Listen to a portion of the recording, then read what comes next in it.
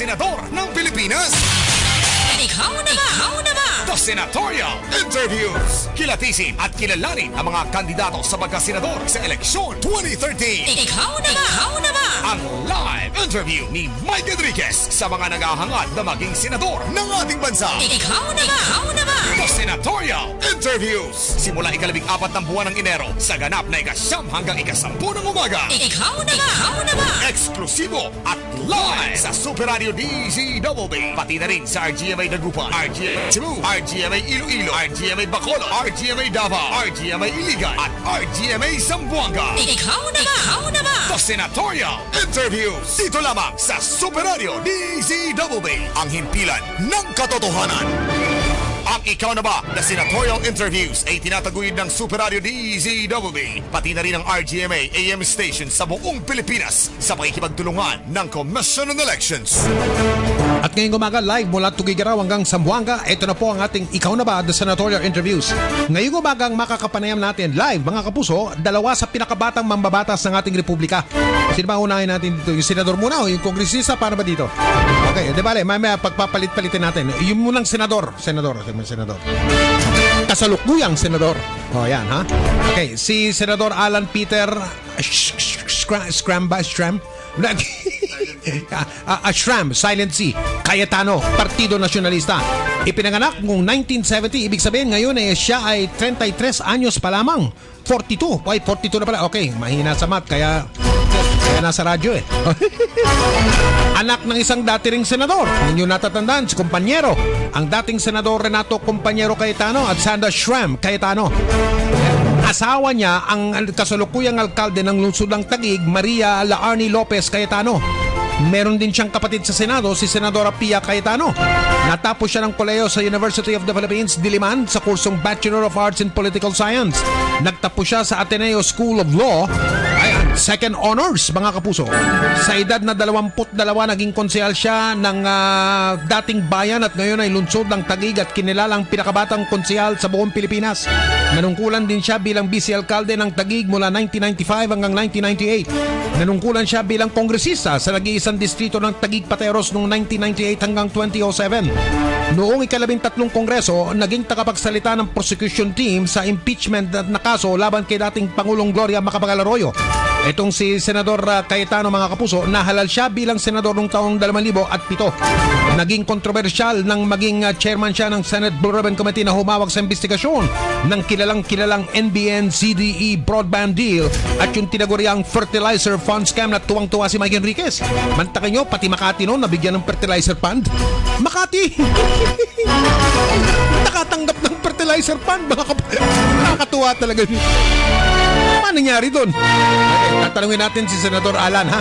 May mga investigasyon na yan, may nangyayari ba dyan? Okay, ha?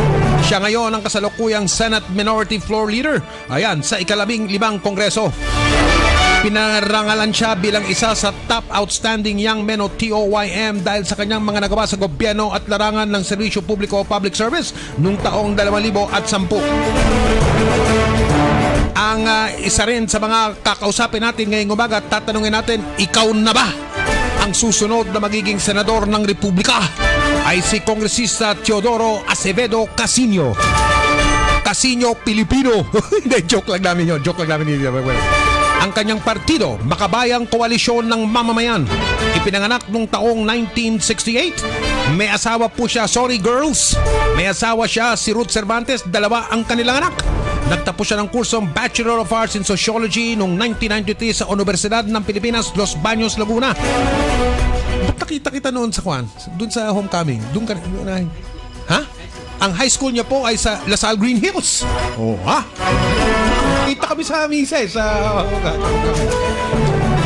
Unang taon niya sa UPLB nang siya ay naging aktivista, naging editor-in-chief o punong patnugot ng student paper na The UPLB Perspective.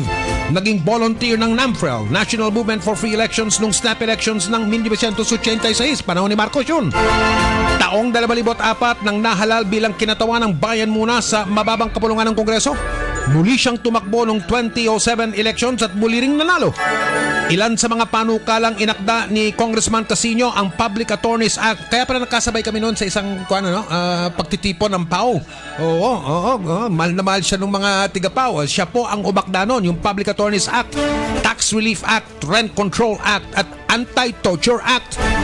Pangunahing may ekda rin siya ng Whistleblowers Protection and Rewards Bill, Freedom of Information Bill at Anti-EPAL Bill.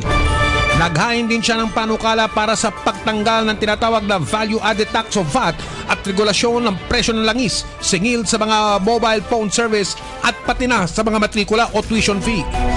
Ayan na po. Isang senador na gustong mahalal ulit at isang kongresista na gustong mag-level up at maging senador ng Republika ng Pilipinas. Magandang umaga po sa inyo pareho, Senador Cayetano at Congressman Casino. Magandang umaga, Mike at Arnold at sa lahat na nakikinig sa DCBB. Magandang umaga po. Magandang umaga, Manong Mike at Igan. At napakahirap namang ma-interview pa. Napakaganda na ng pakilala mo eh. Siguro, papasalamat na kami.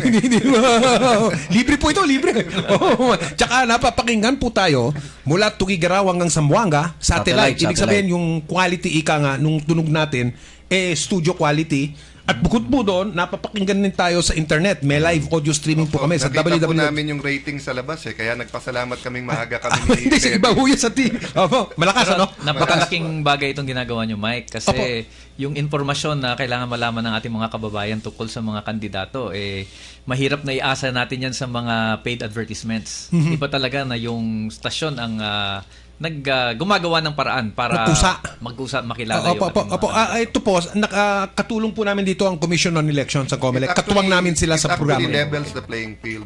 Yung mga nagsasabing dapat lahat may oportunidad, it's opportunities like this na binibigay ng Channel 7 at DZBB at ng programa nyo na makapagsalita kami. Kasi kung hindi, isipin mo buong Pilipinas kung iikot ka. Sa ticket na lang, kahit walang hotel at saka yung audience na pupuntahan mo, no? Yung ads naman po ay napakamahal din. So, lubusan nagpapasalamat, I think, lahat ng mga kandidato sa ginagawa ng inyong himpilan. Kaya inihimok po namin yung mga tagapakinig. Mahal ang satellite natin. Ay, wala, okay lang yun. Kanod ko. Para malinaw silang napapakinggan. Dapat nasa finance department ka ng GMA. Oo, kinikwenta mo. Pang-apat na araw na natin to. Minuto, bayad sa satellite. Kaya po inihimok din namin yung mga tagapakinig na makinig mabuti. Para sa ganon, makapag-desisyon sila ng maigi pagdating sa Mayo, pagsulat nila sa balota kung sino sa inyo nga o kayo na nga ba. Pero ika nga ni Senate President kahapon nung in-interview siya, bakit sila nasa Cagayan nangangampanya? Ang sabi niya, hindi kami nangangampanya, bumibisita lang kami. Kaya kami, kami ni Teddy, hindi kami nangangampanya ngayon. Hindi, so, okay. Pero pwede niyo po kami iboto. Pero alam niyo, Senador, hindi pa po kami nangangampanya. Plataforma pa lang po. Tuwing umaga yon, pang-apat na umaga na to sa pagtatapos ng Ikaw na Ba senatorial interviews, araw-araw puting umaga po yan, binibigyan namin ng pagkakataon yung kandidato na magsalita. Pwede nyo sabihin kahit ano gusto ninyo. Pero Mike, bakit tayo sa Pilipinas allergic tayo sabihin kung nangangampanya hindi? Sa Amerika, 2 years before the election, umiikot na sila at sinasabi para nga makilala ng kandidato ng husto. So like sa akin, ang kandidato di pa official pero kahit naman anong gawin mo, Igan, kampanya ganun na pa rin, no? Mga naloloko lang tayo. Diba? So anyway, kami, papasalamat po kami ni Teddy na at least makilala kami ng mas konti pa ng ating mga kababayan through your program at yung himpilan. Salamat po. Umpisahan po natin. Wala pang tanong, 10 minuto na naubos, Senador. Kay Congressman Casino, una natin tatanungin. Ano ang naging base ng desisyon nyo na tumakbo sa pagkasenador, Congressman, mula sa pagiging miyembro ng mababang kapulungan? Well, ako po ay 7 na taon na ako nasa Kongreso bilang party list representative. So, ang kinakatawan ko po doon yung mga marginalized, underrepresented sectors. At mula 2001, ang bayan muna ay nasa Kongreso na ho. Talagang napansin natin na napakarami pang mga reforma sa ating politika, sa ating ekonomiya na kailangang isulong sa legislatura. And may oportunidad na dalhin namin ang laban sa mas mataas na kapulungan ng Senado. And we are taking that opportunity. No, dahil nakapansin-pansin na maraming mga panukala sa Kongreso na ifina-file ng mga party list groups halimbawa, magagandang mga panukala ito, mga reforms, walang nagdadala sa Senado at walang boses yung mga sektor, mga manggagawa, mga magsasaka doon sa Senado.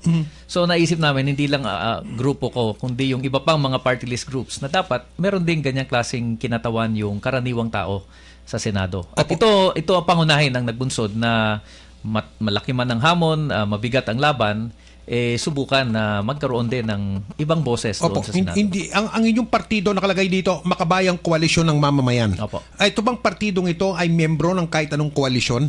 Alam ba, may una. Koalisyon yun Pati yung ticket ng administrasyon, koalisyon yun.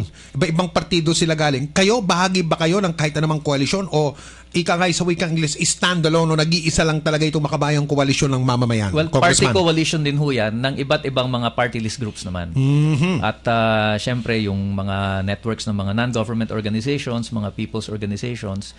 At nandyan din yung mga kaibigan natin sa local government units na sumusuporta. Opo. So, confident kami na kung partido lang ang pag-uusapan, may makinarya kami sa baba.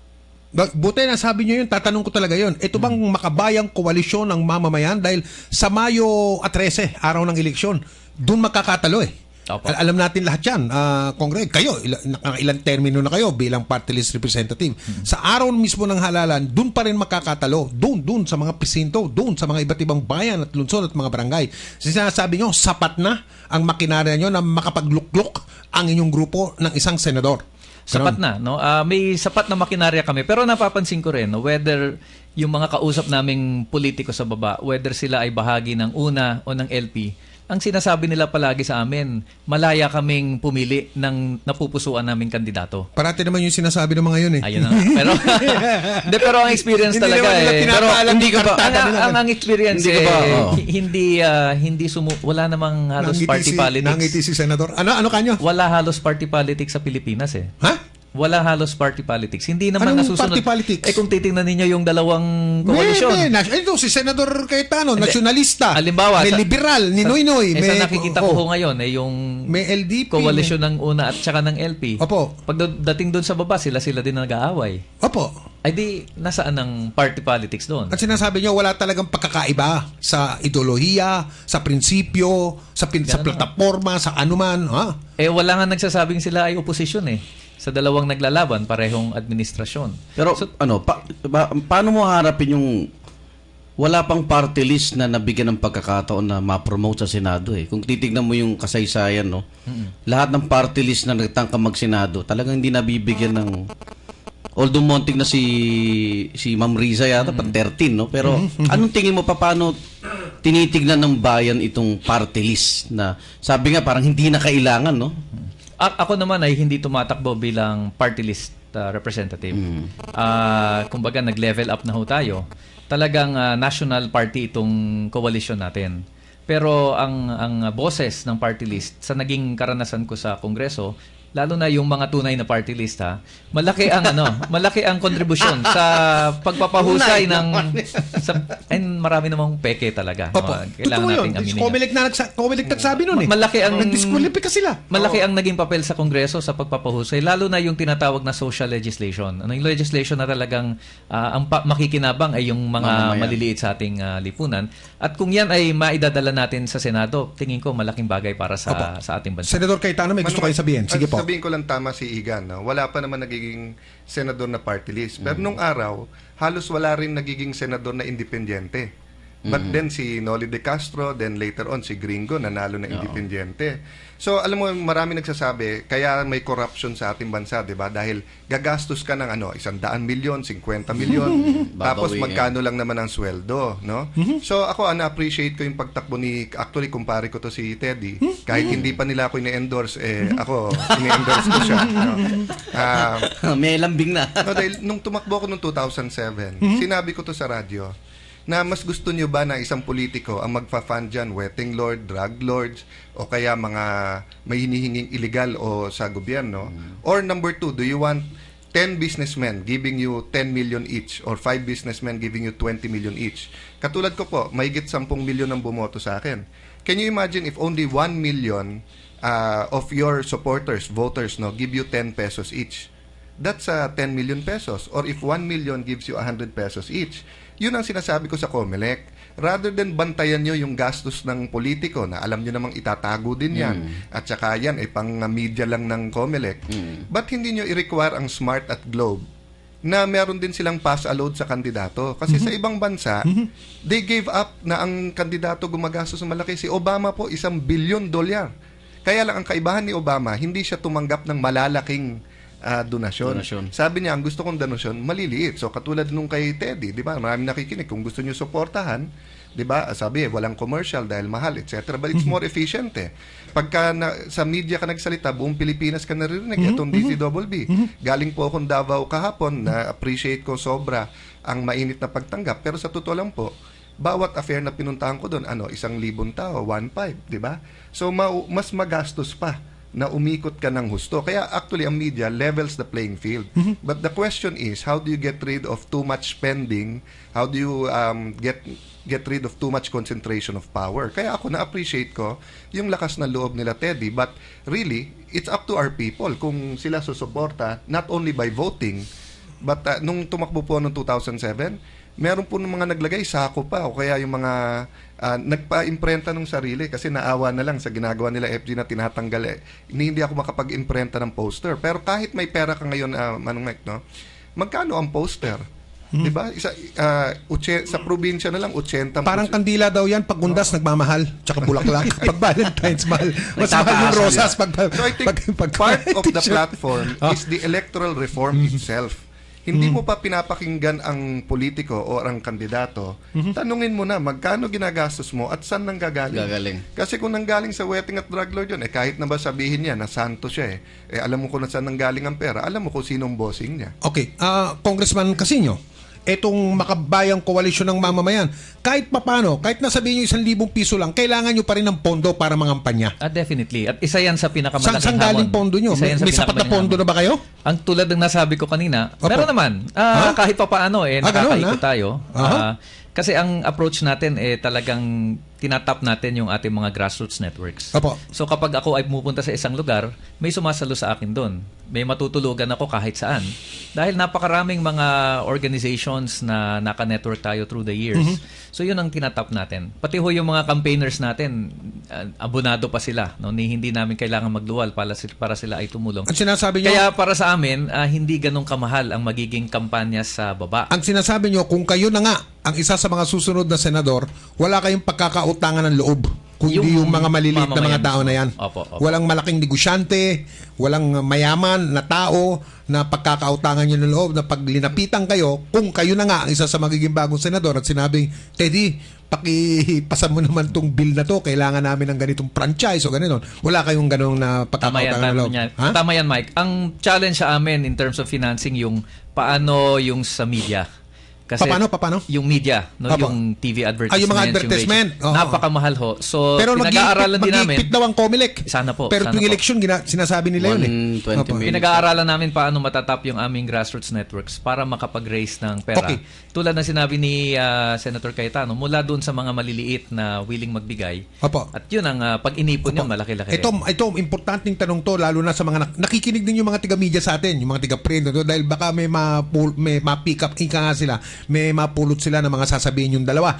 Yung makabayang koalisyon ng mamamayan, yung partido ninyo, Congressman, bukod sa inyo, may iba bang kandidato kayong susuportahan o wala, o talagang nakatutok lang o nakapokus lang itong makabayang koalisyon ng mamamayan para kay Teddy Casino? Well, ako po ang official candidate, pero meron ho kaming sa ngayon 5 na kinuha as guest candidates. Dahil ito yung medyo matagal na may pinagsamahan tayo sa iba't ibang mga issue. Sino po yan 5 yan? Well, si Senator Chis Escudero, Senator Lauren Legarda, si dating Congresswoman Cynthia Villar, si Senator Coco Pimentel, at si Grace Po. No, ito naman ay mga nakapalagayang loob na namin sa matagal na panahon, and we feel na malaking bagay kung sila ay naandan sa Senado at makakatrabaho natin sila ng maayos. Hanggang 5 lang? O posible pang madagdagan yan habang papalapit ang eleksyon? Well, sa ngayon ay 5 lang ang aming desisyon. Pero open naman kami na makausap pa yung iba. No, but, okay, puntahan naman natin si Senador, na-demote pa. Okay, Senador Cayetano. Senador, kanina nabasa ko rito, di ba? Ang asawa nyo, alkalde, alam ko 1 milyong beses na kayo natanong tungkol dito sa galit politika. Galit sa dynasty to Yun nga sinasabi ko kay Igan Teka muna, asawa niya, mayor. Cayetano, Tapos Kapatid niya. sa Senado, dalawa silang Cayetano, Si Direk, tatakbo Senadora daw. Pia, ha? Si Direk Si Lino, Direk. tatakbo. Yung kapatid niya. Tatakbo? Tinanong Tinanong ako ko siya ni eh. Igan kung Oo. anong plataforma ko. Nung sinabi kong anti-dynasty, natawa eh. Umupo ako eh. Sige. Pakipaliwanag nga, Senador. Kung yan, isa sa mga sikat na usapin ngayon yung political dynasty. Tapos, kahit walang usapan na ganyan, ngayon pa lang sa Senado, dalawa na Cayetano eh. Kapatid. Okay, marami nagtatanong. Wala na bang iba? O, sila na lang ba ng sila? Etc. O, sige po. Well, bibilisan ko na lang, no? Number one, ang aking lola ay public school teacher. Ang aking lolo ay isang mekaniko, no? And during their time, ni walang Cayetano na barangay kagawad or kapitan o konsehal, no? At may mga dynasty doon. But my dad worked hard, nagkaroon ng pangalan, no? So ako naman hindi ko balak sabayan ate ko eh. Kung hindi nagkaroon ng impeachment at naging forefront sa labanan ng oposisyon. Nung naging senador ate ko, marami na nagsabing hindi ka na pwede kasi hindi naman pwede magsabay, no? Pero nung napunta ako sa oposisyon at ginipit ng husto ni GMA at ng kanyang asawa, so yung wife ko naman po, of course lahat ng politiko sinasabi talagang pinatakbo sila, ganyan, but she had 3,000 volunteers who watch. Ako parating may allowance sa aking watcher, pero nung wife ko ang tumakbo sa Taguig, no, ito ang sinabi sa kanya. So what am I pointing at, Manong Mike, no? Kami nga ang tinalo namin mga dynasty na entrenched, mga tao ni GMA, mga pamilya nandun. So minsan, it takes a dynasty to beat a dynasty din eh. So minsan it's a mag-ingat kayo, Senador. Ang sinasabi nyo ba, dynasty rin kayo? Sa tao kasi, pagka marami kayo, ang tingin nila dynasty. But actually, dynasty sa 1960s, 1970 concept, because during that time, wala masyadong media. Hindi lahat ng tao may radyo at may TV. Walang Twitter nun, walang Facebook. So pagka dynasty ka, 3G mo nun. Guns, gun, and gold. Ngayon, ang 3G sa cellphone na yun eh. Hindi na guns, gun, and gold eh. 3G o 4G na ngayon eh. So, ibig sabihin, halimbawa ngayon sa asawa ko, no? Pag gumawa siya ng mali, hindi lang siya matatanggal. Pati ako, pati ate ko maaapektuhan. Damay. So, halimbawa, ate ko gumawa ng masama sa Senado, kami din. So, we don't, kung titignan niyo yung konstitusyon, nakalagay doon, anti-dynasty because equal opportunity to power. So, like ako po, kung pangit ang ginawa ko, naging korap ako, hindi na ako iboboto ulit. So, kaya madalas ko ang tanong, ano mas gusto nyo? Kung magkapatid, pero pareho namang lumaban ng husto sa dating administrasyon, pareho naman tama ginawa, or yung hindi magkamag-anak, pero pare-parehong corrupt, no? So, I hope people will look at us differently, no? And kami naman po, ingat na ingat kami sa aming pangalan, kasi nga, ang gawin ng isa, sasabihin gawin ng lahat. It's not a perfect situation na, Manong Mike, but look at last point na lang, no? Sa Amerika, ang naging presidente si George Bush Sr., di ba? And then, tinalo siya ni Clinton. After Clinton, naging presidente yung anak niyang si Bush. Kasabay si nun, George gobernador W. ng Florida, yung kapatid Yes, ni Bush. kapatid. Habang siya Oo. presidente, yung kapatid niya, gobernador ng Ng Florida. Florida, yung- Kontrobersyal yung naging pagkapanalo. Oo, dahil kaibigan ni Garcia yun eh. Ganun ba? Ngayon po, Opo, si okay. Jeb Bush po, ang asawa niya Latina, yung anak po niya tatakbo. At sabi, ang baka daw maglaban sa susunod, si Hillary Clinton at saka yung si Jeb Bush. So sa buong mundo, no, anong isang bansa na pinakamaunlad? Singapore. Ang prime minister po niyan ay anak ni Lee Kuan Yew, na dating prime minister. So it's not really whether magkakamag-anak kayo. Ang tanong kung maganda serbisyo nyo, hindi. Pangalawa, kung may opportunity yung iba. Kaya katulad ni Teddy, sabi ko nga, ako man hindi nila ine-endorse, siya ine-endorse ko. Bakit? Kasi nga I'm for new opportunity, but may responsibilidad din ang tao eh. Hindi mo pwedeng sabihin kaya walang makapasok. Kasi mangampanya din tayo sa gusto natin. Mag-donate din tayo sa gusto. Hindi naman kailangan pera i-donate sa Facebook. Opo. So nakikinig ngayon, gusto nyo si Teddy, ilagay nyo sa Facebook, napakinggan namin, maganda, sana ganon. Diba? So, si Teddy, Halos pareho kami sino ng boto tinanggal niyan mo eh. sa ticket mo? Hindi naman. Sabi, pwede namang 13. Ako na lang ang tanggalin para walang intriga. Yung mga tanong mo, Arnold, may kahalong intriga eh. Ang ganda-ganda ng usapan dito eh. Nakadalawa na siya sa akin. Anti-dynasty, pangalawa. Binibilangan ka pala ni Senador na pinanloko na tayo Kanina dito. nga, tinitingnan ko, may kasama ka bang... Senador. Tatanungin ko sana si Senator, may kasama ka bang staff? Meron, marami. Sige, tanong mo na. May natira pa ba? May natira pa pala. May natira pa pala. Hindi, sumasama Isa ito na. dun sa mga bigyan mo nga ng background. Oh, kasi Tinanggalan ng staff ito. Nagpaliwanag si Senate President Enrile na Oo. 'di ba binawi yung isang secretary from the secretariat mother unit nila. Binawi yata. Pero dalawa lang sila ni Senator Trillanes. Kaya nga Oo. nagulat ako pag Walang dating mali sa dun, himpilan, ang dami kong staff nandito. Siguro natatakot na baka tanggalin ni Enrile isa-isa, kaya sinamahan na ako dito. Opo. Hindi, kasi po, nung naging Magbo-volunteer daw yung staff ni at Congressman sa'yo. at sinasagot-sagot ko si Senator Enrile, tinanggalan ako ng opisina. Dalawang opisina ng Senate Minority pati pala Leader. opisina. Teka muna, hindi masyado Dalawa. nabalita yan No, nung una pa Tinanggalan ho ng yun, opisina? hindi na Yung ako... mismong opisina, mismong Opo, kwarto? nung panahon ni Senator Ganun pala Pimentel, meron at bang even ganun? before Excuse that, me, Senador. May ganun ba sa Kongreso, sa mababang kapulungan? Nung panahon ni Tinatanggalan ng opisina at saka ng tauhan? Sila nga, tinanggalan ng pork barrel. Hindi tinanggalan, hindi rini-release, iniipit. Tinulong pa. Congressman, meron bang ganun sa mababang kapulungan? Yung pagkabangga mo yung speaker, abay, hindi ka lang tatanggalan ka pa ng opisina tsaka ng tauhan? Wala tayong naririnig. Gano'n ha? Wala Sige. tayo so far. Sa ngayon. Sa ngayon, Ba dahil pinauso sa Senado, baka sa So, Gumaya kayo, na. nauna yan kay GMA, if you remember, Teddy. Kasi Binisita GMA pa kita nung binigyan tinulong. ng magandang So, tinanggalan kwarto kami ng naman. pondo, tinanggalan kami ng security, tinatawagan ng aming mga district engineer, etc. Tinatawagan yung may maikakaso ba kami dyan. Talagang hinaras kami. Kaya yun nga ang pinasabi ko kay Senator Enrile. Nanggaling na kami dyan eh. Kahit naman kami nila Ted, kahit wala kaming pondo, kahit wala kaming staff, hindi magbabago boto o prinsipyo namin. So nung medyo lumaban ako nung umpisa pa lang, tinanggal yung opisina ko na isa. Dalawa kasi opisina ng minority leader ever since. So hindi na ako mimik. Pangalawa, pinakakausap ako, ate ko daw ilagay sa commission of appointments, wag daw ako. Nag-choose na kami na ako. Kaya nag-filibuster pa ako ng isang araw dun sa para lang makuha ko yung dapat. So later on, napapansin ko na minsan parang naaasar siya kapag ka sinasagot. Pero wala naman ako choice eh. I give all the respect at hinuho ko siya po. But paano kung iba kami ng stand? So sa RH Bill, magkaiba kami ng stand. Sa CAMSUR, magkaiba kami ng stand. Sa Syntax. So in fact, nung last day, nag-Merry Christmas pa ako at halos magmano pa ako sa kanya. So nagulat na lang ako nung tinanggal yung mga pondo.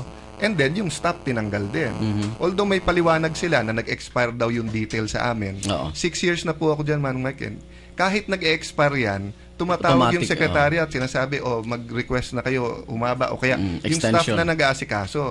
Ang dami po sa Senado. Yung iba nga po, 5, 10 ang mga naka-detail. Kasi yung mga naka-detail, experience na yan mga technical working group yun. technical working group yun. Sa mga committee, chairman. Kasi unlike sa House, permanente ang kanilang committee staff. Kami hindi. Ang committee staff ng senador. So yung mga matagal na dyan, yan yung mga medyo... naglingkod pa sa mga dating Yes, in fact, senator. yung isa ko, naglingkod pa sa tatay ko. Okay. Oo. Pero ganun po nangyari. So, ang message ko dun sa mga kasama ko sa Senado, yung independence at integrity natin apektado. Opo. Kami sa minority, okay na yan. Sige na, Opo. sa kanila na pondo, No. sa kanila na staff. Pero ang tanong ko, paano sa majority kung hindi magustuhan ni Enrile yung stand nila? Baka sila naman tanggalan. So gusto ba nila? Ikaw, Teddy, gusto mo ba pagdating mo sa Senado? Pero- pag hindi nagustuhan sila, ikaw, maraming nainis dahil antay ka dun sa gasolina Pero, tumaas. okay, teka muna nyo, Senador. Kayo minority leader Opo, sa Senado. Opo. Oposisyon ba kayo? Ano bang... Yes, ha? opposition po kami, but Sa administrasyon, hindi kay Enrile. hindi kayo Enrile po Opo. sa administrasyon, but Oh. ang role ko po kung tama ginagawa ng administrasyon, I'll vote for it at pero kung mali, Senado kasi. ko. Pero sabi ni Senator Enrile, hindi naman tunay na oposisyon yan. Kaya hindi ko at saka minority yan, hindi ko binigyan ng pondo. Bakit si Joker Arroyo binigyan niya ng pondo? Minority din si Joker Arroyo, kasama ko rin, di ba? So baka mas maganda lang ang smile ni Joker Arroyo kaso sa akin, kaya siya binibigyan. Ako, hindi. No? But anyway, Manong Mike, sa akin naman, more nakakahiya kasi, di ba? Ang daming kalamidad. Galing nga kami doon Davao. Grabe ang pa rin, no? Ang problema. Tapos yung peace and order problems natin, yung presyo, yung kawalan ng trabaho. Tapos ang pinag-uusapan sa Senado, cash Pera. gift na 1.6 Pera. million. So for me, nakakaya. But then, kaya naman hindi kami pwedeng tumahimik is because yung integrity or independence ng Senate pinag-uusapan. Papayag So, papagay halimbawa- tanggalin mo yung pork barrel? Ano ba? Ako, tingin ko, Igan, lalo na itong revelations ni Miriam Santiago. Opo. Na napakalaki pala ng tinatanggap ng mga senador. No? Bakit yung mga kongresista kasi ba hindi bukod ganon? bukod sa sweldo, yung napakalaki mga perks, tingin ko kailangan i-review talaga yan eh. No? At ang sabi ni Senator Santiago, kaya raw maraming gusto maging senador, dahil sa laki ng tinatanggap, sa tingin ko, isang dapat gawin sa susunod na Senado, ayusin natin yung sistemang yan. Pati sa Kongreso, tingin ko maraming excesses na pwedeng bawasan pa. Yung pork barrel, talagang kitang-kita natin nagagamit yan sa politika. No, at kung ang stand namin ever since, dapat i-line item na lang sa budgeting yan eh. Para wala nang discretion yung congressman, wala nang discretion yung speaker, talagang nakasulat doon. No? At kung ano ang inaprubahan ng Kongreso, yun ang gagastusin. Pareho Tatanungin- kami ng stand doon. Ngayon, dun sa Senate na pondo ngayon, that's why ang proposal ko, Sa savings. bilib na bilib ako kay Chairman Pulido ng COA. Pero tandaan mo, Senate President itong pinag-uusapan at nagpapasa ng budget ng lahat ng gobyerno, Senado. Kaya ang proposal ko, ang mag-audit, wag gobyerno o wag kapwa senador. Kumuha tayo ng independent audit private firm. Ngayon, no? Patignan natin lahat ng mga pondo na to para imbis na sa media kami mag-away, may So allegation yung tingin isang mo side. pag kinontra si Pulido, babawasan ng budget ang COA? Well, ba? may aamin ba na may nagpre-pressure, 'di ba? Yung may balita ako na yung COA sa na nilagay Sa Senate? alam ko kung sino nag-request na siya ang ilagay doon. 'Di ba? Yung Tapos resident auditor. sabi ng COA chairman, ang auditor ang titingin, 'di ba? Pero nga 'di ba, third highest official to in the country. Sino nag-request? Sabi ika Mamaya, secret, commercial no? tayo. Mamaya. Okay, Pero okay. ang point ko, Sige, Manong Mike, sige, ito sige. Pag kami nag-iimbestiga, grabe, di ba? Opo. Tapos sasabihin na, alam mo, sa oil company, sabi namin, ba't ayaw nyo pumayag? SGB ang umano sa inyo. Opo, pagbubukas ng libro nila. Bakit pag kami ang iimbestigahan, iba standard namin? Di ba? Dapat, kung ano standard namin na transparency sa iba, sa ibang, minsan, clerk lang Pag aming pinagalitan di ba? Mga general, kaya may nag-text sa akin, sir, ang mga militar, binawasan pa ng sweldo kasi nag-ambagan kami para dun sa mga tinamaan ng bagyo. Samantalang sa inyo, nakaka-low moral naman, 1.6 million. Sila, yung mga militar, kung imbestigahan namin, akala mo, hindi tao pagkakaharap minsan sa Senado So, bakit kami hindi magiging open ng investigation? So, ang aking request, private auditing firm at pumayag ang mga senador, tignan ang pondo nila. Alam mo Congressman- Mike, ako simple lang Yung savings, ibalik yan sa gobyerno. Ibalik sa National Treasury. Hindi na kailangan yung audit pa. Simple Hindi na lang yung ang gawin. parte-parte. Kapag may savings ang Senado o Kongreso, ibalik yan sa Treasury. Bakit paghahati-hatian ng mga senador? Bakit paghahati-hatian Pero ng hindi mga lang Senado congressman? kasi yan Kaya nga. Kaya ayaw Kasi nila alam nyo, ibalik every dahil year, babawasan yung budget nila alam nyo, every sa year, susunod na taon. every year pinag-uusapan naman sa budget magkano Oo. gagastusin mo At nakaplano na yung budget mo sa opisina ko halimbawa. Alam na namin ganito yung budget na ibibigay ng House leadership. Nakaprogram na yan. So actually hindi naman namin kailangan yung savings na yan. Oo. At sa pag end of the year, bakit ibibigay yung savings bigla? No, ang tendency pa nga niyan medyo i-bloat ng ahensya yung kanyang Budget. Tama. Para yung savings sa dulo Sa hati-hati susunod, na yon. Okay. So, tingin ko may problema doon na yung savings parang ipinauubayan Okay, na sa... Congressman, kanina tinanong namin si Senador Cayetano tungkol sa political dynasty. May Cayetanong mayor ng Taguig, may dalawa silang Cayetano sa Senado. Ano pa ba? Noy, tapos ngayon may isa pang Cayetanong tatakbo pala, Anong si posisyon Direk. nga Di ko- ni Direk Lino? Barangay Si- Captain. Barangay Captain. Barangay Captain. Okay. Kayo naman tatanungin ko, sa palagay nyo, handa na ba ang sambayan ng Pilipino magluklok sa Senado ng isang aktivista katulad nyo? Tingin ko... Doon kayo kilala, di ba? Aminin natin yan. Opo. Oo, aktivista, militante. Oo, ang mga bandilang winawagayway ninyo pag merong mga pagkilos, pula. Oo, handa na kaya ang taong bayan na narinig nyo na bang gawing issue lang laban sa inyo? Oo. Huwag nyo iboto yan, Madalas delikado po. yung mga yan. Baka, ha? Pero alam sige. mo, ang titingnan naman natin dito yung record sa Kongreso. No? Kung ang mga aktivista ay nasa Kongreso at nakita naman natin maganda ang record, bakit hindi sa Senado? In fact, si Senator Kiko Pangilinan ay naging katulad ko ring aktivista. No? At siya ay naging senador. So, hindi na first time ito. Okay. Hindi first time na may aktivista. Opo. Opo. Totoo bang aktivista si Senador Pangilinan? Nung Kayo, kabataan alam namin, totoo kayo. Nung kabataan niya. Oo. Madalas namin kayo makover. Nung kabataan niya. Ano kanyo? Minsan nga sa presinto pa namin kayo kinocover. Pero Sus, Mario, pasagutin na Joseph, namin kayo kabataan. dun sa pagiging aktivista. Parang may kinikilingan daw, Kong Teddy. Parang pag China raw, hindi kayo masyadong bumabanat. Yun ang obserbasyon ng tao. Pag Amerika, talaga nandiyan kayo. Kaibigan ni Trillanes. Oh. Hindi, hindi totoo Pag, yan. ano Hindi bang totoo yan. punto nyo sa West Philippine Sea? Ayan. Hindi totoo yan, no? Ang katotohanan dyan is mas maraming pakikialam ang ginagawa ang Estados Unidos kaysa sa China. No, itong sa Scarborough Shoal, pormahan pa lang yan. Yung mga Amerikano, mula 2002, nandun na sa Nandun na. Mindanao, hindi na umalis. Meron pa ngang drones at mga submarinong nakikita ng US dito sa Pilipinas. Yun ang tunay na issue. Yung Scarborough Shoal, puro ingay lang yan eh. Alam mo, laro yan sa diplomasya sa international level. Kaya hindi ganun kalaki ang concern namin dyan. No? At the end of the day, ayaw naman natin magkaroon din ng gera dyan. Okay, But definitely, dapat ipagtanggol natin ang territorial integrity natin at pinupunan talaga alam niyo yun, natin. ano? Naglabas na naman sila ng bagong mapa nung isang linggo. At ilang beses na kami Nandun na yung nakapag... mga Sambales, mga bahagi ng karagatan ng Palawan. Nandun, nakamarka na dun sa official na At ilang official beses na na rin mapa. tayo ay nakapag-rally sa Chinese Embassy mismo. Ganun? Oo. Okay. O, sige po, balikan naman natin si Senador Cayetano. Ito bang labag-laban nyo o paglaban sa inyo ni Senador Enrile, ang presidente nyo sa Senado, hindi ito dahil yung kanyang anak na si Cagayan Congressman Juan Ponce Enrile Jr. ay sa pinakahuling survey. Ang hawak namin dito, survey nung November 23 to 29, Pulse Asia. Ang nakalagay dito, number 5, si Jack Enrile. Malakas ang dating. Pero in fairness, kayo, Senador Cayetano, number 3. Wala bang kinalaman to sa... narinig nyo na to, no? Yung Actually, binabakbakan si Enrile kasi malakas yung si Jack. Una po, sige po. ang Cayetano at Enrile, generation ng kaibigan at father, magkakilala, yung tatay ko. Opo, Ang tawag ko magkasama hanggang sila sa pa. ngayon Uncle Johnny. Si Panyero. Si Jack ay napakalapit ko rin na kaibigan and is a decent person, no?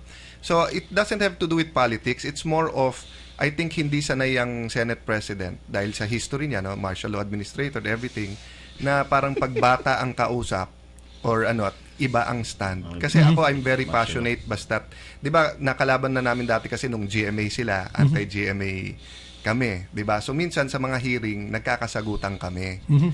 And then sa local din, no? Because they're very supportive of the Tinga. So, we have some reforms kasi in Taguig. Halimbawa, yung kontrata ng basura, tinanggalan ng 100 milyon, nilipat sa scholarship.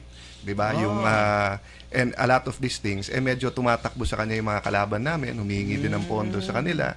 So halo-halo na, but it really lumaki yung problema nung sa RH bill dahil nga yung sister ko ang chairman ng health committee at siya yung doon, di ba? Oo. So Doon lumala. Doon lumala. Ibig sabihin, kung baga nung una sila medyo mas close, tapos sa akin parang bakit nagkakasagot? Di ba nung impeachment, minsan nagkakasagutan din kami. Kaya lang, anong magagawa ko? Iba naman ang view ko doon sa view niya. Di ba? So, yung po ang nangyayari. So, ako, immediately after kami magkasagutan, nilalapitan ko at sinasabi niya naman parati, okay, pero biglang ganito mangyayari, natatanggalan ka ng pondo. But then he's known for that before na kasi nung so dati nang ginagawa yan ni Senador Enrile bilang presidente ng Senado? Well, Congressman, nakikinig kayo mabuti. Baka makaranas din kayo ng ganito not bilang Senate kung kayo na nga. But bilang isang politiko, di ba? Ganun naman style nila nung araw eh. Ganun ba yun? Pero si Senator Trillanes kasi naging close ko din. Opo. One is because pareho kaming very critical nung K-12. Tingin namin medyo yung additional 2 years makaka-apekto dun sa dadami ang dropout, but we're working it out with the DepEd, no?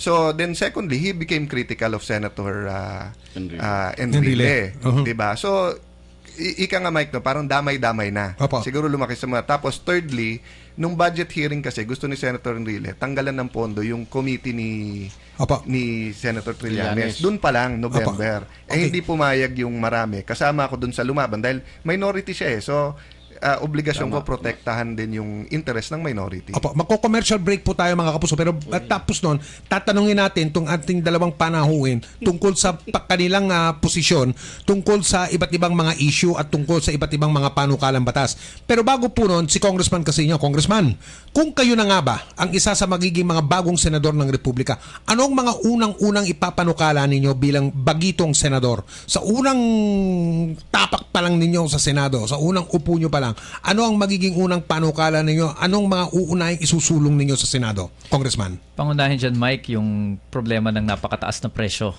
lalo na ng mga basic utilities and services natin, kuryente, tubig, LPG, pati ho yung edukasyon, pagpapagamot, kailangan mapababa ang presyo. Kasi ito yung pinakakagyat na paraan na mararamdaman ng ating mamamayan, yung sinasabing lumalago yung ating ekonomiya. And kaugnay niyan, ang ating proposal ay kung hindi man tanggalin, ay bawasan yung value-added tax. Lalo na doon sa mga basic utilities. Kasi mabawasan natin ng 12 or kahit 6% yung binabayad natin sa kuryente, sa tubig, sa LPG. Malaking ginhawa ho yan sa ating mga pamilya. At yung dagdag na savings doon sa hindi pagbabayad ng VAT, pambili na yan ng iba pang mga pangangailangan. Ang sinasabi nila parate, pag ginalaw nyo yung VAT, mababawasan naman ang kita yung gobyerno na pangtustos sa mga iba't ibang serbisyo para sa mga tao, kalusugan, edukasyon. Yun ding mga binabanggit nyo na mga pangangailangan, Congressman. Ang problema ho sa budget natin, misprioritized at saka napakatindi ng korupsyon.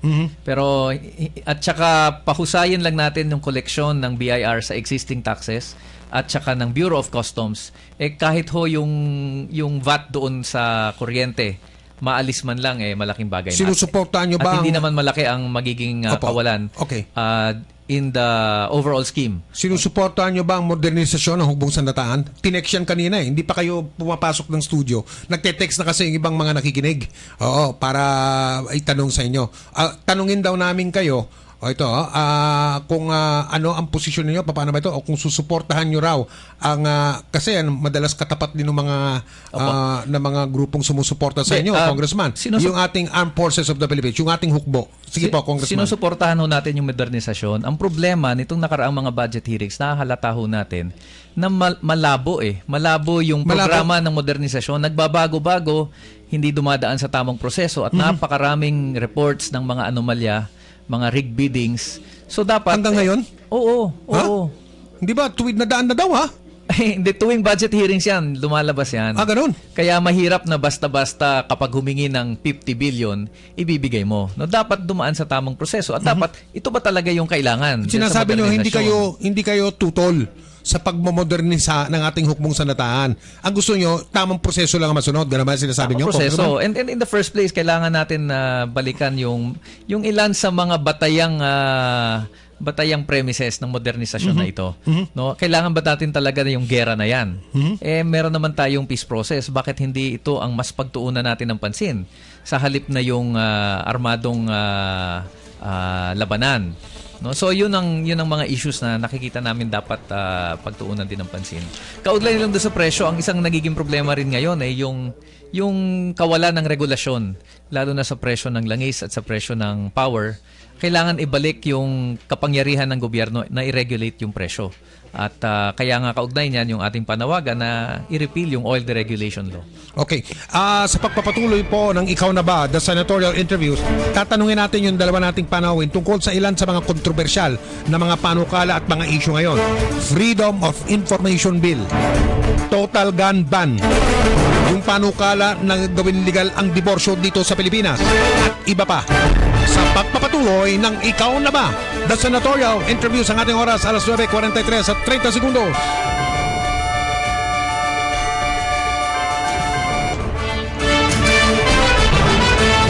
Ikaw na Ba? Ikaw na Ba? The senatorial interviews sa Radio GMA.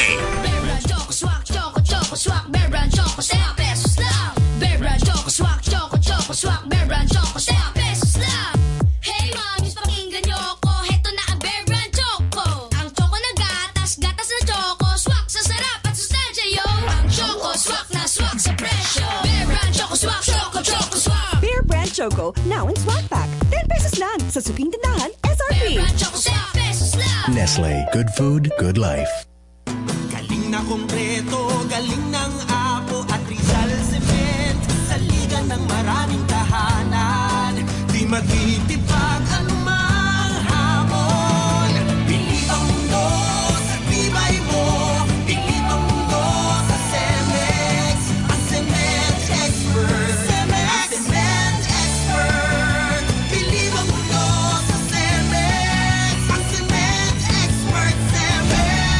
Pagdating sa semento, Cemex. Makers of Apo and Rizal Cement. Cemex, ang cement expert.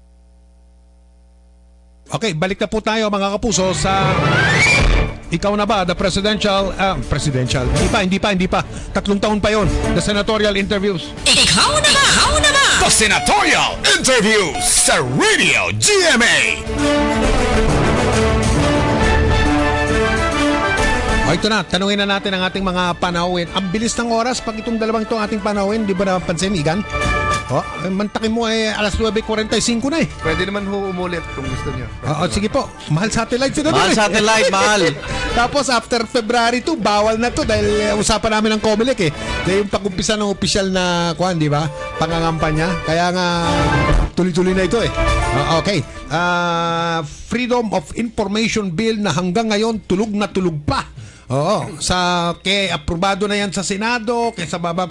Pero sabi ng iba, madali lang yan. Sertipikahan lang yan na urgent ng Malacanang tulad ng ginawa nila dun sa Reproductive Health Law at sa Syntax Reform Bill. Pasado yan. Pwede pa. Yung mga nangangarap pa, tumaasa pa. Sino unang sasagot dyan sa inyo? Short answer po. Freedom of Information Bill. Bilang chairman ng committee na yun, last Congress na ipasa namin yan. Sa Senado. At pet bill ko yan ngayon. Freedom of Information. So I'm hoping na mag-reconsider pa rin ng Pangulo kasi short answer, kapag kaya napasa, everyone can become a graft buster. Ang bawat citizen na sa website na, yung katulad ng pondo ngayon ng Senado, pag napasa yan, pati yun nasa website. So I'm hoping na yan ay mapasa dahil lalakas yung institusyon at lalakas yung anti-graft. Bakit sa palagay nyo ayaw sertipikahan niya ni Pangulong Aquino na urgent? I think binabalanse niya sa dami ng urgent at ang dami ng tinatamaan kasi marami ding against o kaya maraming Pero alam nyo, ang isang haligi ng administrasyong Aquino ay yung paglaban sa korupsyon. Tuwid na daan, di ba? Yes. Napakalaking bagay ng freedom of information sa pagtatatag ng tuwid na daan. Kahit nasa coalition ako, Mike, I'm still pushing for it at nakikiusap pa rin ako na isama ito. In fact, ang parati ko sinasabi, magaling sa anti-graft itong administrasyon na to, but personality-oriented. Ibig sabihin, by example kasi ang presidente ayaw. Pero yung kanilang institusyon o makinarya o mechanism for anti-graft mahina. Remember yung kanilang resolution na magkaroon ng Truth Commission na strike down ng Korte Suprema. Tapos yung Presidential Commission Against Graft and Corruption, screen up din yan. So although pinapalakas ang COA at Ombudsman, kulang ito dahil itong mga ahensya na to, ang COA hindi nagpapile ng cases. Ang Ombudsman naman, pag nag-file ka, parang ikaw pa magpapatunay. So, kailangan natin ng mga institusyon na matulungan, no? Na yung ebidensya mabuo. Kaya nakita mo, tanong mo kanina, Manong Mike, yung imbestiga. Imbestiga ng imbestiga. Natitigil naman yung corruption sa investigasyon. Yun yung good side. Yung bad side, halos walang nakukulong. Kaya ang ginagawa, lumilipat, ibang scam lang ang ginagawa. Okay, Congressman, Freedom of Information. Kasama ho ako doon sa nagsusulong yan. I'm one of the authors doon sa Kongreso. Kasama nyo si Erin? Yes, Congressman Erin? Yes, Cañada? oho. Okay. At talagang ang may malaking kasalanan kung bakit hindi ito pumapasa hanggang sa ngayon ay Malacanang mismo. At ang pangamba ko dyan, takot ang Pangulo at ang administrasyon na magamit laban sa kanila itong Freedom of Information Law. Ayaw nilang sila ay masisilip. Ang danger ngayon, Mike, hindi lang sa ayaw itong aksyonan ng Pangulo, kundi yung draft na ipinadala sa amin sa Kongreso na siyang inadapt ng committee nung nakaraang hearing namin. Naglagay ang Malacanang ng napakaraming exceptions. Halos ang bilang ko 16 na exceptions. Pati yung mga minutes ng meetings at iba pang informasyon mula sa kabinete, basta sabihin lang ng presidente na executive privilege, hindi na pwedeng ilabas sa publiko.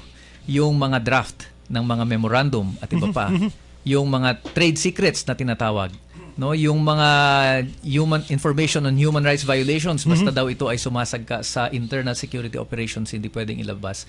Anything on national security. Ang sinasabi nyo, sobrang labnaw na. Lumabnaw ng husto, at hopefully ay maisalag na ito sa plenaryo sa pag-resume namin ng session, pero kailangan tanggalin itong mga provisions na ito because otherwise anong matitira sa Freedom of Information Bill? Okay. Maglalagay na lang tayo ng Freedom of Information dun sa mga bagay na in the first place hindi naman natin kailangan ng FOI bill para ma-access natin dahil yun ay public document. Tuloy-tuloy na tayo sa inyo, Congressman, bago tayo bumalik kay Senador Cayetano. Divorce. Lulutang-lutang na naman yung usapan tungkol sa pagsasaligal ng diborsyo. Kaya na lang daw ang bansa. Bukod yata sa Vatican, ang tinatawag na state sa buong mundo na walang batas tungkol sa diborsyo. Ano po ang pananaw nyo tungkol sa diborsyo? Kami ho sa bayan muna ay may sarili naming bill. Hindi sa divorce kundi sa annulment. Na gusto namin mas maging accessible ang proseso ng annulment. Meron na yun ngayon, di ba? Annulment? Pero sobrang, ang paano lang ngayon yung mayayaman. No? Ganun? Oo, sobrang mahal. Mahal? Oo. Gusto natin na magkaroon ng access yan kasi alam mo, ang problema talaga sa mga naghihiwalay, kung walang maayos na legal na proseso at napakamahal, mas malaking kasiraan ang nadudulot sa pamilya. Ngayon, yung sa divorce, I think it's something na kailangan pag-usapan na rin yan. Hindi na pwedeng iwasan yan Dahil sa dami ng mga kaso ng mag-asawa na kapag sila ay nahihiwalay, nadedehado lalo na yung babae. No? At nagkakaproblema pa lalo yung dalawang dating naghiwalay. So it's something na kailangan ng pag-usapan. Bagamat kinikilala ko na dadaan yan sa napakahaba pang debate at napakahabang proseso. Opo. Okay. Senador, divorce. I'm against Nakikinig ba divorce. si Mayor? Yes. Mayor, I'm against divorce. At kahit meron. Ha? Ano? At Kontra kahit kayo sa meron divorce? divorce, Mayor. Ayaw niyo? Alam niyo po yung divorce kasi no fault kung tawagin yan. Ano yung no fault? No fault. Ibig sabihin, unlike yung annulment or yung annulment po may basihan, may dahilan kung Opo, bakit pag nasiraan ng utak, pag nanakit or something, or mga ganun. Psychological incapacity, di ba? Opo. Drug addict or ano, di ba? Opo, divorce. Pero yung divorce, para kayong mag-boyfriend lang, mag-girlfriend. Yung parang paggising mo sa sunod ng umaga, huy, sawa na ako sa'yo, divorce tayo. So, unang-una, kawawa yung asawa na hindi nagtatrabaho. At saka, di ba, minsan, kawawa din maraming kababaihan na, kasi ang lalaki, minsan, habang tumatanda, di ba, naghahanap ng bata. Although nangyayari on both sexes, Manong Mike, I think that yung tama po si Teddy na yung annulment by psychological incapacity, palakasin na lang to. Kasi naintindihan ko rin naman na marami naman trap, no? In the sense that may iba na silang partner, for one reason or the other, hindi na talaga binubugbog halimbawa ng asawa o kaya addict yung asawa, whatever, no? But covered yan ng ng psychological incapacity at ng ibang ground. Ang problema nga, napakatagal ng proseso, minsan hinihigpitan, tapos mahal din magkaroon ng abogado ngayon. So I think we can fix that system rather than allow a no-fault divorce. So no-fault divorce kasi parang ordinaryong kontrata na lang ang kasal, no?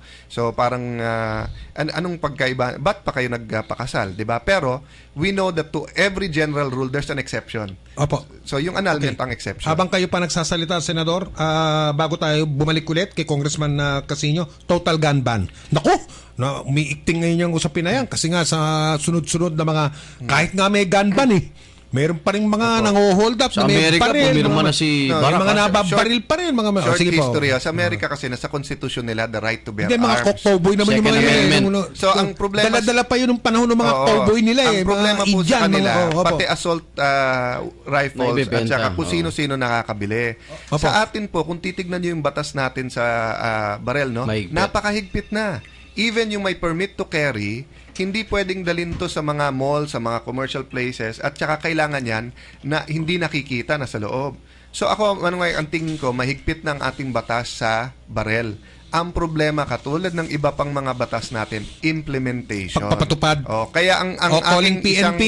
ang isang gustong solusyon, rather than sisihin ng PNP, maglagay ng mas maraming CCTV, closed circuit TV sa major highways around the country kasi sa ngayon local government lang naglalagay. Pwede bang gawing batas yan?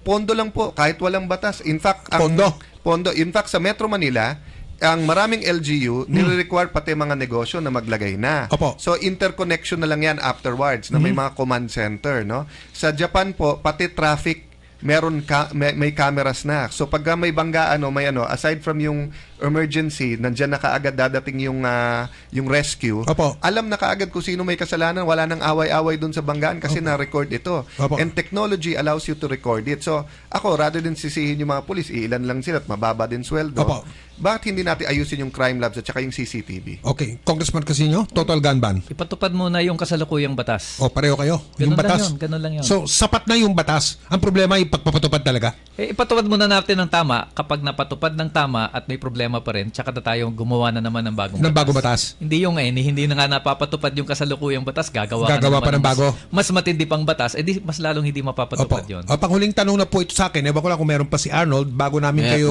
bago namin patanong lang, sa inyo ang mikropono. O sige, ano yung patanong? Patanong nung kay Congressman, patanong. Okay, dahil sige.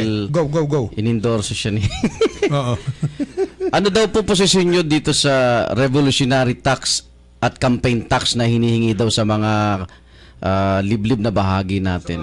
Sa mga kandidato daw po. Sa mga, ano pakialam ni Congressman Casino ron? Ha? Hindi naman kasi siya nanghihingi ng tax. Hindi, siya pasagutin natin. O sige.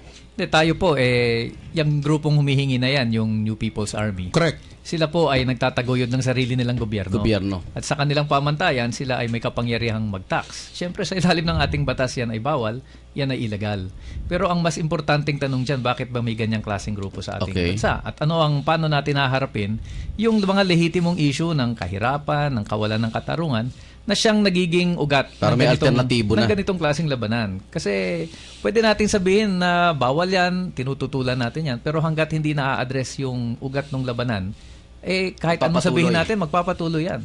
Sige, kasi Congressman. nila yan assertion ng kanilang pero governance. Malinaw sinabi nyo, illegal yan. Ay, malinaw naman sa batas yan. Isa lang pero ang para gobyerno sa dapat. May back din. Ang mas malaking tanong bakit may ganyan? At bakit nag-i-exist na yan ng ilang dekada? Sige po. At bakit hindi nagpapatuloy yung peace process na dapat yan? Sige, huling tanong na po ito, Congressman, sapagkat napakamahal po ng bayad sa satellites. Jesus Maria. Mahal. Opo, at mahal naman kayo ng listeners. Bawing-bawi ho sige, yan. sasabihin po namin yun sa mga amo. Boss, mahal naman tayo ng mga listeners. Pork barrel. May natatanggap saan nyo ba ginagastos? Pareho kayo, saan nyo ba ginagastos o ginastos ang pork barrel ninyo? At kayo, Congressman, kung walang pork barrel, tatakbo pa rin ba kayo? Dati, sa pagkakongresista, nanalo na kayo, 2 terms. O sa pagkasenador. Kung walang pork barrel, tutuloy pa rin kayo? Alam nyo ho, nung panahon ni Gloria Macapagal Arroyo, 5 taon kaming walang pork barrel. Ganon. Hindi naman yan naging issue sa amin. No? Dahil na ang posisyon namin, ang pangunahing trabaho ng isang kongresista o ng isang senador ay gumawa ng batas. Yung projects, trabaho ng gobernador yan. Trabaho ng mayor yan. Opo. So in the first place, di ko alam bakit kailangan pang padaanin yan sa Kongreso. Ang problema ngayon, at problema sa matagal na, yung pork barrel ginagamit talaga sa politika. Yan ang carrot and stick ng Malacanang sa Kongreso at Senado. So mas magandang hindi na ganyan ang sistema. Para nga sa akin, maayos na, mabuti na mag-line item budgeting tayo sa budget deliberations. Alam niyo, ang laking bagay ng freedom of information. Di ba? Oo. Kung meron nun, yung mga mambabatas, yung pork barrel o PDAF, kung ano man ang gusto nila tawag doon, hindi pwedeng hindi ibigayan sa isiwalat sa publiko. Opo, pero so definitely kahit walang pork barrel, at tingin ko nga mas mabuting walang pork barrel, para iilan na lang kaming tatakbo. Paano hindi ba?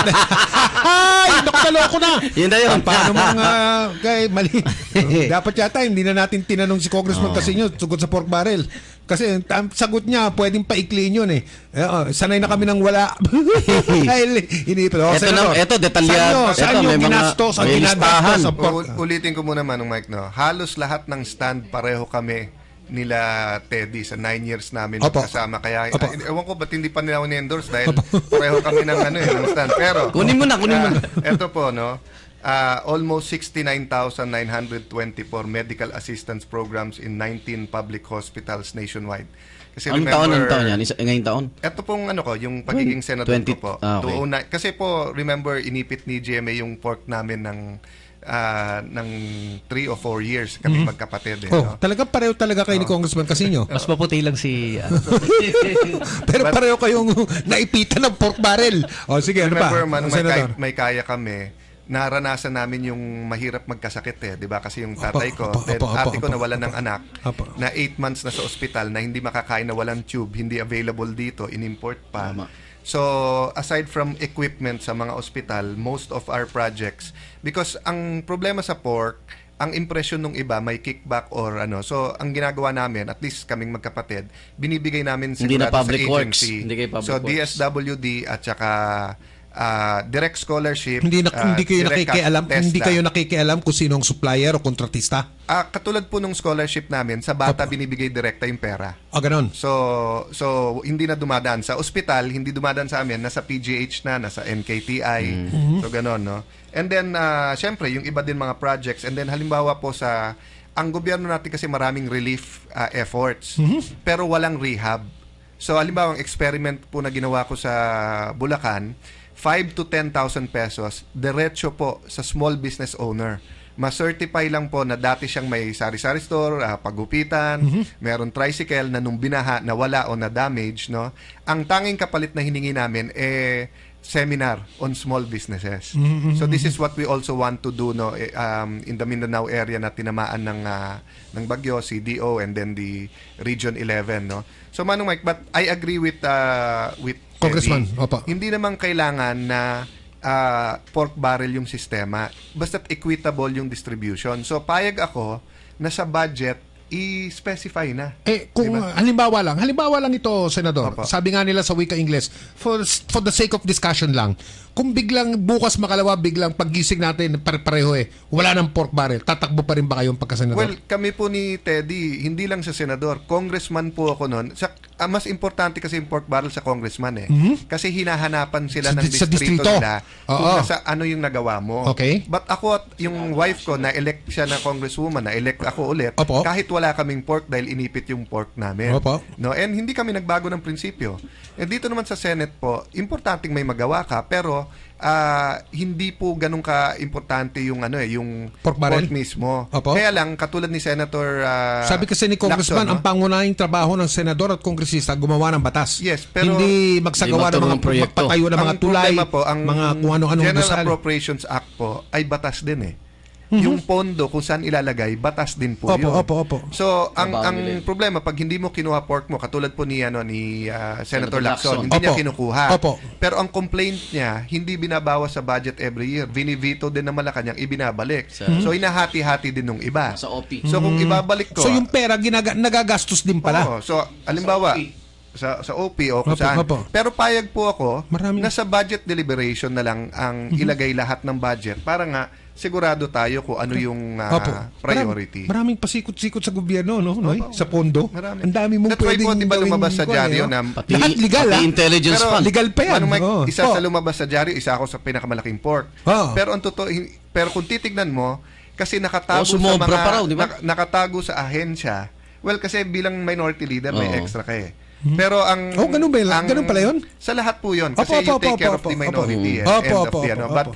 But ang totoo po nun, isa ako sa pinakamaliit ang pondo. Bakit? Kasi pag administrasyon ka, tinatago sa mga ahensya yan. Kaya nga kami ni Teddy, we've always been against lump sums. Kasi yung lump sums, so halimbawa, imbis na Dapat nakalagay line, na etong Line kalye na to budgeting. sa Cagayan de Oro, ang nakalagay dyan, 20 billion for ganito. So, hindi mo na alam kung exactly Ang saan. sinasabi nyo, kayong dalawa ni Congressman Casino, sanay na ng gutom. Sanay na nagutom. Bakit diba? dito?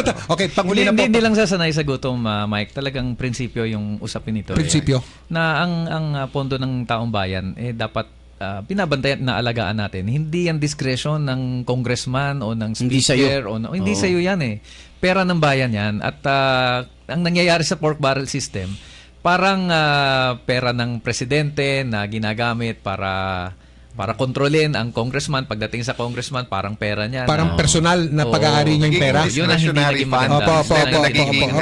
public Parang gano'n na service. nga yun. Parang, opo. O sige Kaya- po. Wala na. Naku po! Overtime na pala, Sus Mariosa. Programa ko na. 3 minuto na. Kaya pala nakislapan yung mga ilaw dito. Satellite. Bibigyan po namin kayo pareho ng tig-1 hanggang 2 minuto sa inyong kwan. Pwede nyo sabihin, boto nyo ko. O, okay Pwede lang ba po yun? Ano? Ha? Bawal yun, di ba? Hindi pa naman campaign period. Bawal ano, daw. pero, Bawal. hindi, pero wag nyo na sabihin yun. Para na rin sinabi natin yun mula pa ng umpisa. Pero May bago bibigyan daw po sa- namin kayo ng pagkakataon magbigay ng mensahe sa mga nakikinig sa atin mula Tugigaraw hanggang Zamboanga, pati na sa iba't ibang dako ng mundo sa pamagitan ng www.gmanetwork.com. Sino po mauna?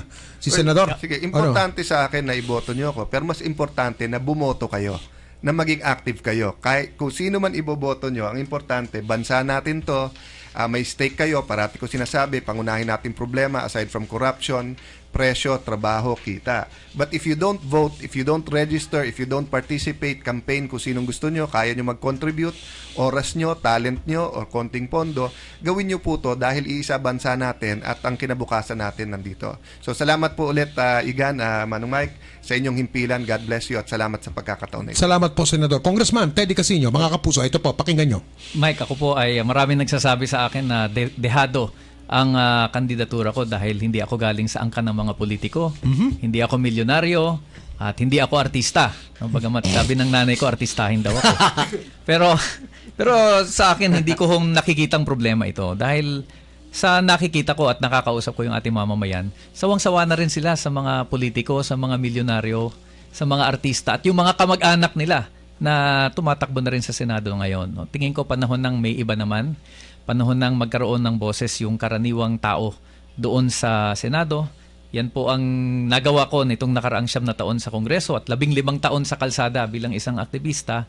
At sa ngayon po ay inaalay ko ang sarili ko sa ating mamamayan na kung kanilang susuportahan, maging boses nila, maging boses ng karaniwang tao doon sa Senado. Salamat po, Congressman Casino. Ang malayo na narating nyo mula sa tinatawag na Parliament of the Streets. Kasi nabanggit nyo kanina yun. Ilan taong kayo sa kalsada? 15 po. 15 ba yun? Parang... Kasama yung Parang kailan lang. kasama niya ex-girlfriend niya sa kalsada. Doon kayo nagkita ni Mrs. Doon kayo nagkakilala. pareho sila. Alam ko, merong isang Love story sa rally doon kalsada sa may yun. batasan. Sabay silang sinakay doon sa bus ng pulis ba yun? Pati yung Doon na pangalan, nakapresinto pati pangalan dalawang anak, ano yung pangalan dahil galing ano? Elian. Elian, oh. Tsaka si Kaya mahirap yung maalab na pagbati. Maalab ang samahan.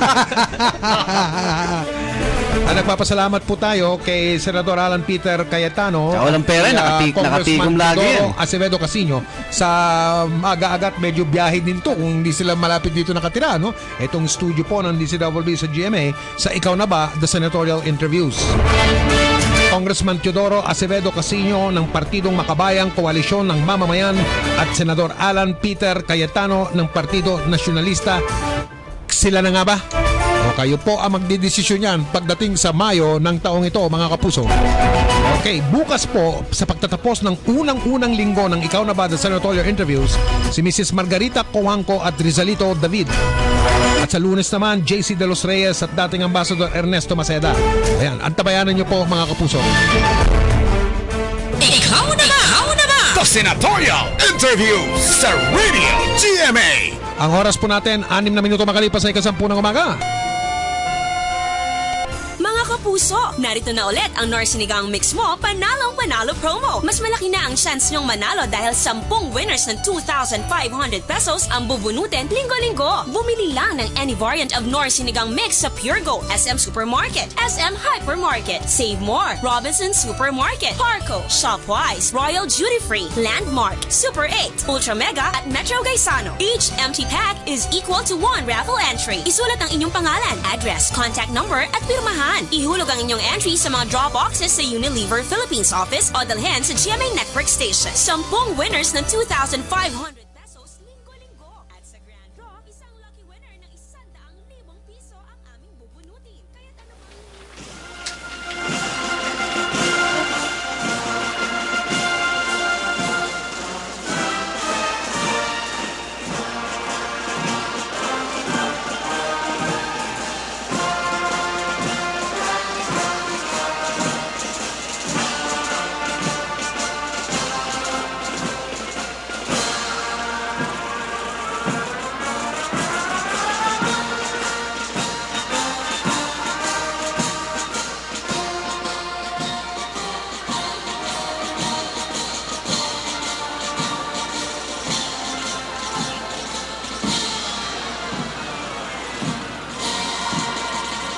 Ladies and gentlemen, from the right side of the grandstand are the troops that comprise this testimonial review.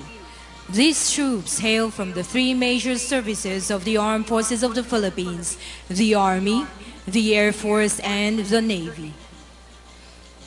As the Armed Forces of the Philippines evolved from its modest beginning in 1890s up to its present shape, the primary duty of soldiers has always been to uphold Philippine sovereignty against invaders and to protect the state and the Filipino people from armed threats. Today, Philippine soldiery at its best is demonstrated by the highly professional, well-trained and capable officers and enlisted personnel who stand out in various positions or designations given to them in the Armed Forces of the Philippines ladder. And today, the Armed Forces of the Philippines honors one of its general officers who has done exceedingly well in his mandate and position as the Chief of Staff of the Armed Forces of the Philippines, General Jesse Diaz de Llosa.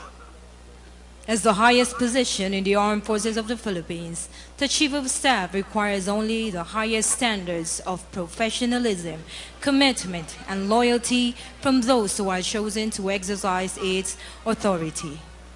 As Chief of Staff, he executes the President's command functions in relation to military strategy, tactics, and operations. He exercises command and control over all elements of the armed forces of the Philippines. Aside from this, he also serves as military advisor and staff to the Secretary of National Defense, prepares strategic plans and provides strategic direction of the AFP to include operations of unified commands, prepares integrated logistic responsibilities and plans for military mobilization, provides adequate, timely, and reliable joint intelligence, reviews major personnel, material, and logistic requirements, and the plans and programs of major services to determine adequacy, feasibility, and suitability of performance, participates in the preparation of combined plans in conjunction with other nations' armed forces, recommends the establishment of force structure of unified or specified commands, determines and assigns responsibility of providing support requirements of the unified commands, prepares and submits to the Secretary of National Defense for his consideration in the preparation of budget and statements of the military requirements based upon strategic war plans, task, priority of task, force requirements, and general strategic guidance for the development of military force. Also advises and assists S&D on research guidance, overall military requirements, and relative military importance of development activities to meet the needs of the Armed Forces of the Philippines.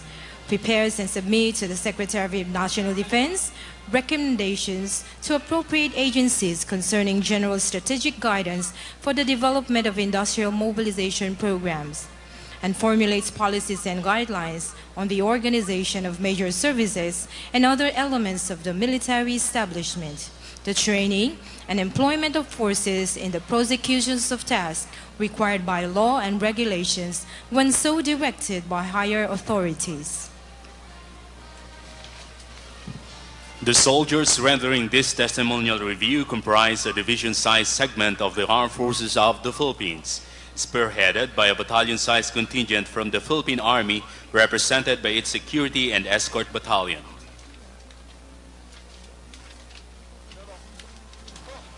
The 2nd Battalion comprises the contingents from the Philippine Air Force, represented by its Honor and Escort Group. And the 3rd Battalion comprises the contingents from the Philippine Navy, coming from its Honor Guard companies composed of the Navy sailors.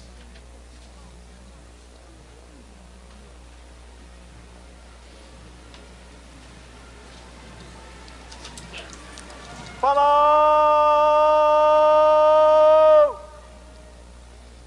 Ho!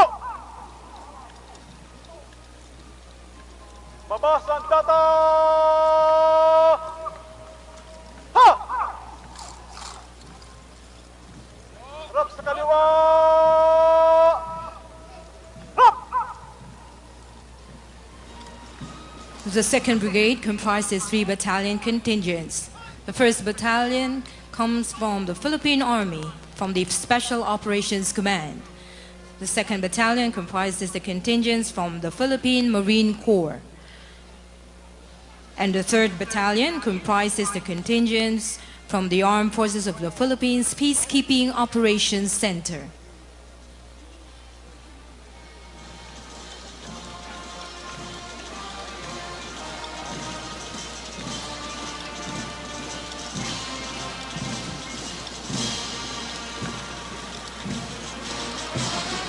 Sampanaw!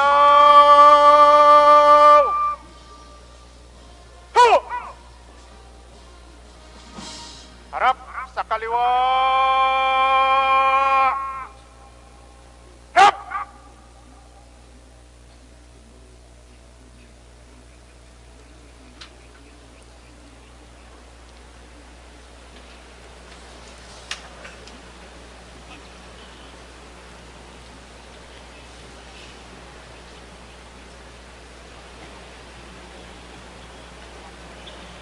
Ladies and gentlemen, you are now witnessing the entry of the troop commander and his staff.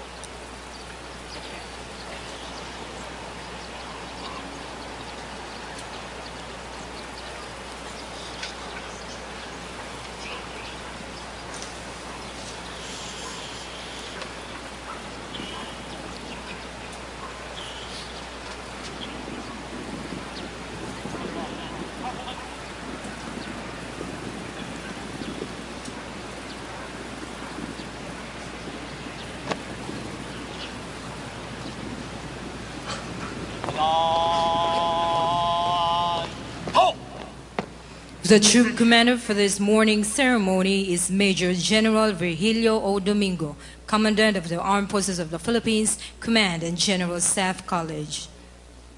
To begin this ceremony, may we request everyone to please rise for the presentation of command and honors. Tanghal!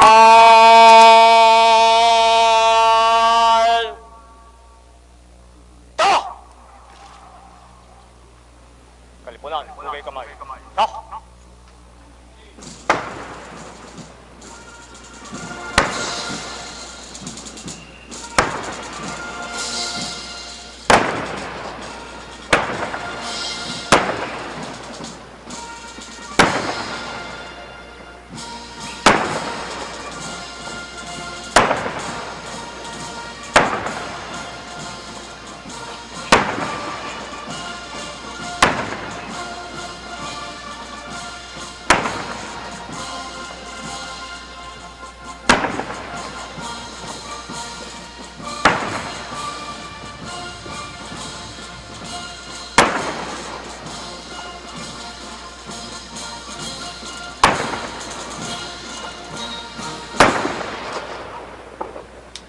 Kalipunan, baba kamay.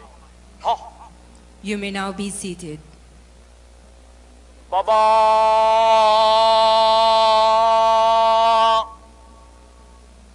Ta!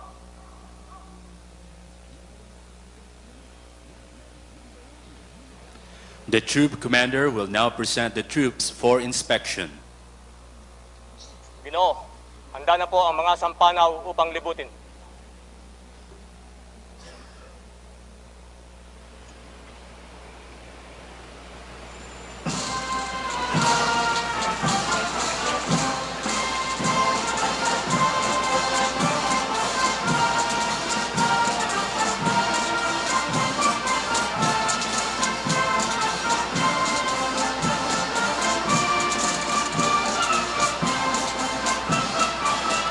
Trooping the line is the Honorary General Jesse Diaz de Llosa, Armed Forces of the Philippines, together with the military host, Lieutenant General Noel A. Cobalias, the Vice Chief of Staff, Armed Forces of the Philippines.